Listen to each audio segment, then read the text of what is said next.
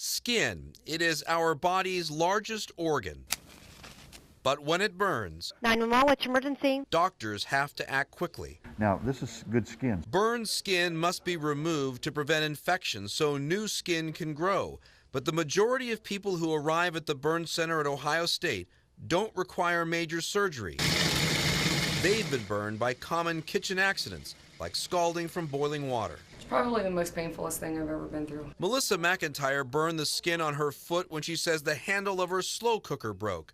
Zuni Alonso burned both of her arms during a pressure cooker accident. I forced it to open it, and all that steam and the beans and everything came over me. For these outpatients, a special bandage lined with silver is applied to the wound. The alloys of silver help fight infection.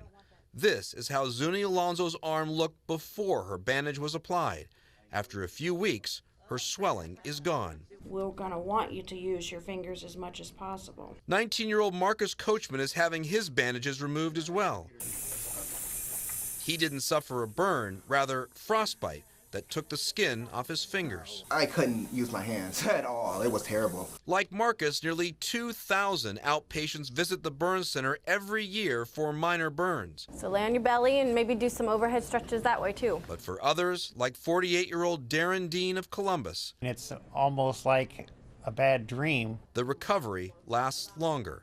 The former car painter told us he was working at home mixing paint chemicals when all of a sudden, I caught fire.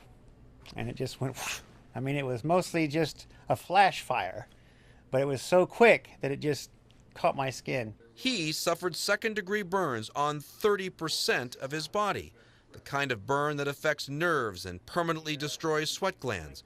Those burns require daily wrappings of medicated bandages. Each time we change the dressing, we know it hurts, but we're slowly starting to bulldoze that land clear so that we can start to get that path for the skin to grow. Bring them down at your side if you can. There are also daily physical therapy sessions to stretch the skin so it doesn't stiffen. It's kind of pretty amazing how well that everything healed up. After 35 days, Darren Dean is finally going home. We're in the business of beating the odds. The odds of surviving a massive burn are better than ever because of burn centers like this one. In the almost 32 years that I've been a burn surgeon, I'm seeing patients surviving today that 32 years ago would never even have made it for 24 hours. At Ohio State University Wexner Medical Center, Kevin Landers, 10 TV News.